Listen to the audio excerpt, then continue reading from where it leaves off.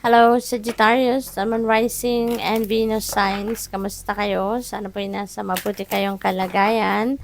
Welcome back po sa Star Tarot. Kung bago kayo rito, welcome din kayo. Thank you sa inyong support. I truly appreciate it. God bless you all, Sagittarius. Pauna mensahe po ninyo, New Moon in Sag. So this is your energy right here. At saka New Moon represents new beginnings. Kaya siguro ang iba sa inyo dito meron kayong sisimulang bagong chapter sa buhay ninyo. Siguro ang iba sa inyo is going to have something new, maaaring plano, ideas na you want to roll out sa ngayon, no? So good luck. Focus on the positive. Sagittarius, ito rin yung pinaka-importanting reminder para sa inyo. Focus on the positive kasi maaaring nag-negative thoughts kayo. Maaaring meron dito mga procrastination, meron kayong hesitation, may mga doubt siguro na nararamdaman, no? At some point, ang iba sa inyo. Kaya baka nagdadalawang isip kayo ngayon sa gagawin ninyo, no? But this is a reminder, this is message para sa inyo na mag-focus kayo sa kung ano ang positibo, sa kung ano ang maganda.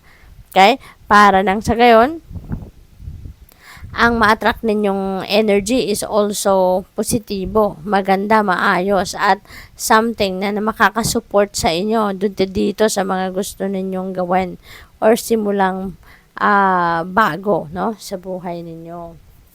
What else? We have last quarter moon in Gemini. Clear your mind. Alright? Clear your mind. Para matanggal na yung mga negativity sa isip ninyo. Clear your mind. Kasi maaari talaga na nagna-negative thinking kayo. No? Sagittarius. Kaya you need to clear your mind. You need to focus on your priorities. No? Focus on the desire that you want to see. No? Dito sa inyong sitwasyon. What else? We have full moon in Gemini. Okay? Full moon represents endings, no? Kapag may ending, may beginning, 'di ba? Kaya saktong-sakto talaga 'yan, may ending tayo. And you're starting something fresh. You're about to start something new sa buhay ninyo. At ang mensahe para sa inyo dito, embrace the flow of life. Okay? Embrace the flow of life. Sumunod tayo sa agos ng buhay. No? Makinig tayo sa ating intuition at sumunod tayo sa agos ng buhay.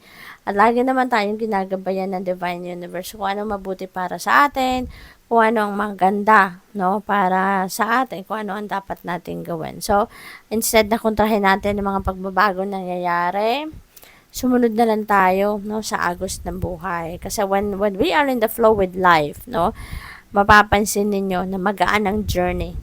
No, magaan ang journey ninyo. Mapapansin ninyo na things are flowing smoothly, yung ganon na walang pagkontra. What else? We have full moon in Aquarius. This is another ending energy. No? Be real. Magpakatotoo ka. Napaka-importante din nun na maging honest ka sa sarili mo. Maging authentic ka sa sarili mo. Kung ano yung gusto mo, yun ang gawin mo. Kung ano nasa isip at nasa puso ninyo, yun ang sundin ninyo, no? What else? We have first quarter moon in Scorpio. Release your blocks. Ayan. So, baka isa sa mga blockages ninyo is procrastination, doubts, hesitation, fear, yun, no? So, or baka meron pa kayong ibang mga nararamdaman low vibration, no? Those are blockages. Kaya, let go ninyo yan para tuloy-tuloy na makapagsimula na kayo ng gusto ninyong simulan. Okay? Tingnan natin kung ano pa ang ganap dito for Sag.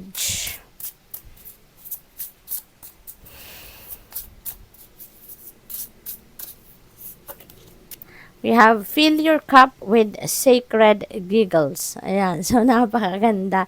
Maging light-hearted lang kayo, no? Sagittarius.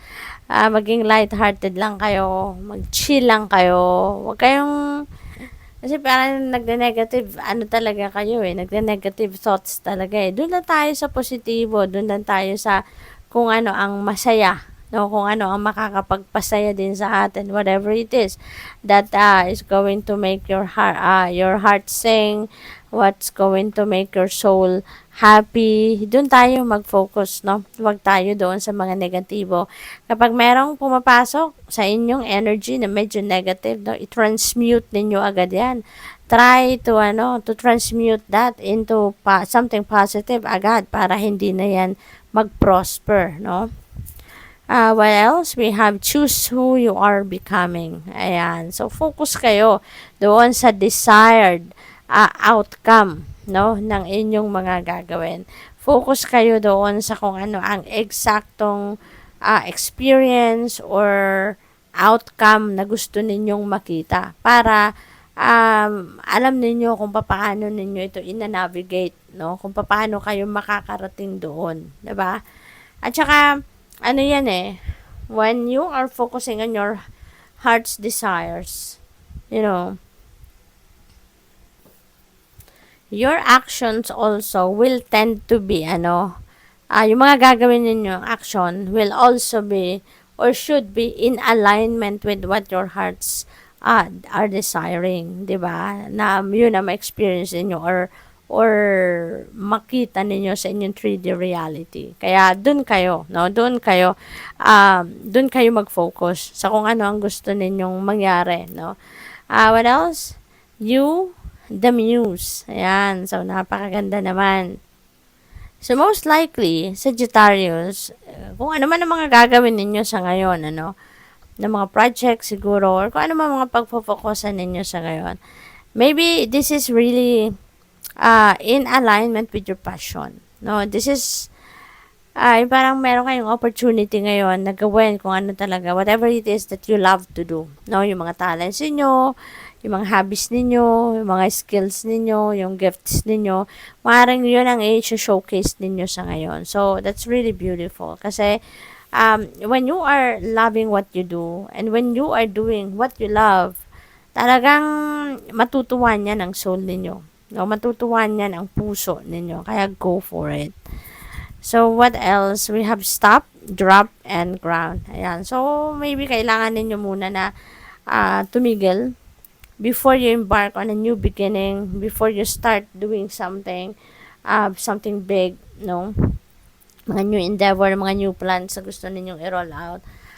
I-ground muna ninyo ang inyong sarili. No? Magpahinga muna kayo, mag-replenish muna kayo ng lost energy ninyo. Alagaan nyo muna ang inyong sarili sa ngayon, no, until you are 100% physically, mentally, emotionally fit and ready to start a new phase sa buhay ninyo. So you need to ground yourself first. You need to relax, you need to chill, you need to replenish your lost energy, you need to recuperate muna so that handa kayo, no, para sa mga bagay na sisimulan ninyo. So good luck. Thank you for watching. Love and light. Namaste.